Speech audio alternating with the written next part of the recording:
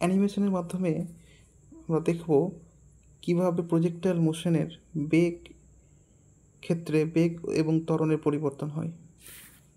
তো আমরা প্রথমে আমাদের কাছে একটা কামান রয়েছে, এই কামান থেকে আমরা একটা গোলাকে উল্লম্বভাবে নিক্ষেপ করব। তো এখানে গোলাটাকে আমরা প্রজেক্টাইল বলতে পারি। তো এটাকে যদি নিক্ষেপ করি তো আমরা বেগ এবং ত্বরণকে কীভাবে দেখতে পাবো।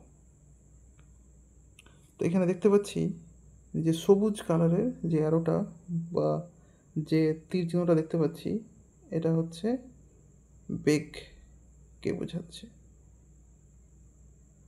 আর নিচে হলুদ কালারের যে অ্যারোটা দেখতে পাচ্ছি, সেটা ত্বরণকে বোঝাচ্ছে। তো আমরা এরপরে দেখি কিছুক্ষণ পরে এই দুটো অ্যারোর কী হচ্ছে, কী পরিবর্তন হচ্ছে।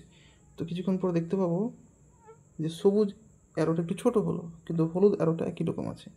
এর মানে ত্বরণ কিন্তু কোনো পরিবর্তন হচ্ছে না মানের, কিন্তু দেখতে পাচ্ছি সবুজ অ্যারোটা আস্তে আস্তে কমছে। একটু ছোটো হলো সবুজ অ্যারোটা, আর একটু ছোটো হলো, তার মানে বেগ কমছে আস্তে আস্তে। এরপরে আরেকটু কিছুক্ষণ পরে দেখতে পাচ্ছি আবার সবুজ অ্যারোটা ছোটো হলো, তার মানে বেগ আরও কমছে। কিছুক্ষণ পরে আরও ছোটো, দিয়ে অনেক ছোটো হয়ে গেল, কিছুক্ষণ পরে একদম জিরো হয়ে গেল। তার মানে এই জায়গাতে বেগটা হয়ে গেল জিরো। এবার কিছুক্ষণ পরে আবার দেখছি অ্যারোটা নিচের দিকে হয়ে গেল, এর মানে বেগটা এবার নিচের দিকে। কিছুক্ষণ পর দেখছি অ্যারোটা একটু বড়ো হচ্ছে এবং নিচের দিকে, তার মানে নিচের দিকে বেগ কিন্তু বৃদ্ধি পাচ্ছে। কিছুক্ষণ পরে আবার আরও একটা বড়ো হচ্ছে, আরও বড়ো হচ্ছে, আরও বড়ো হচ্ছে, তার মানে বেগ বাড়ছে, আরও বড়ো হচ্ছে এবং বেগ বাড়ছে, আরও বড়ো হচ্ছে এবং ম্যাক্সিমাম।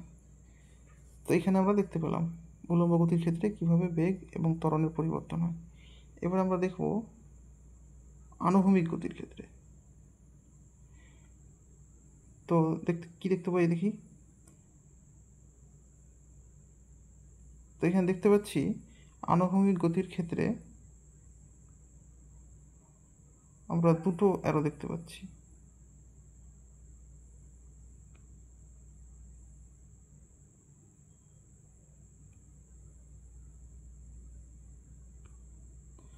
তো আমরা যদি লক্ষ্য করি আনুভূমিক গতির ক্ষেত্রে আমরা এখানে একটা অ্যারো দেখতে পাচ্ছি, আর উল্লম্ব অ্যারোটা খুবই ছোট, অর্থাৎ সবুজ কালারের উল্লম্ব অ্যারোটা খুব ছোট। এর মানে আনুভূমিক বেগটা সব থেকে বেশি যখন আনুভূমিকভাবে প্রজেক্টাইলকে নিক্ষেপ করা হচ্ছে, উল্লম্ব বেগটা খুবই কম। কিন্তু যত এটা গতিশীল হবে তত দেখতে পাবো যে উল্লম্ব বেগটা অর্থাৎ উল্লম্ব অ্যারোটা বড় হচ্ছে। কিছুক্ষণ পরে যদি দেখি তো হচ্ছে এই উল্লম্ব অ্যারোটা কিন্তু আরও বড় হলো, অর্থাৎ এই অ্যারোটা এটা।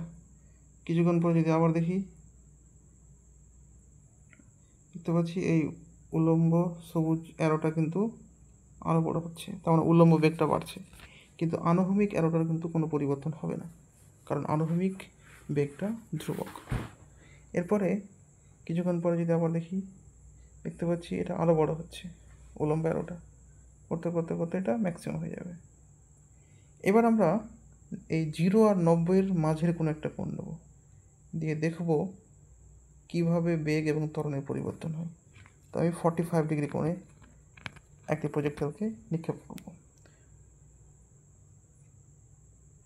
তো এখানে দেখতে পাচ্ছি যে সবুজ অ্যারোটা দুটো ভাগে ভাগ হচ্ছে।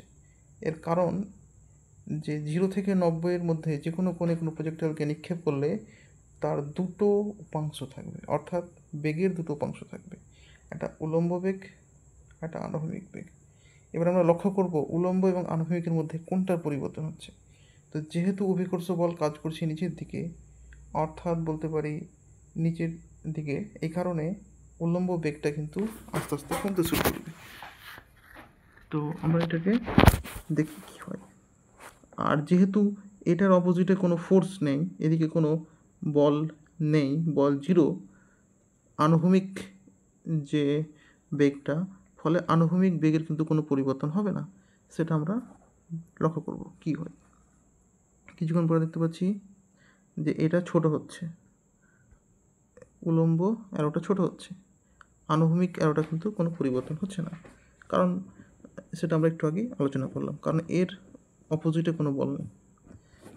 আবার কিছুক্ষণ পরে দেখি আরও ছোটো হচ্ছে উলম্ব অ্যারোটা, আরও ছোটো হচ্ছে, আরও ছোটো হচ্ছে, দিয়ে এখানে গিয়ে উলম্ব অ্যারোটা 0 হয়ে গেল।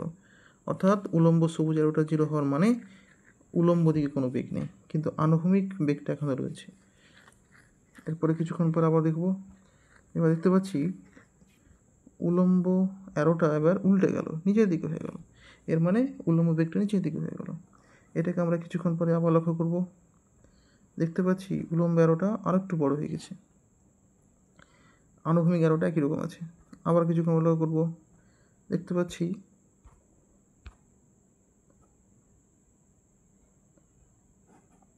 এটাকে আমরা আরেকবার দেখছি, ছোট হলো, উলম্ব অ্যারোটা বড় হচ্ছে, বড় হচ্ছে, বড় হচ্ছে, বড় হচ্ছে, দিয়ে ম্যাক্সিমাম। অতএব আমরা দেখতে পেলাম যে একটি প্রজেক্টাইল মোশনের ক্ষেত্রে কীভাবে বেগ এবং ত্বরণের পরিবর্তন হয়।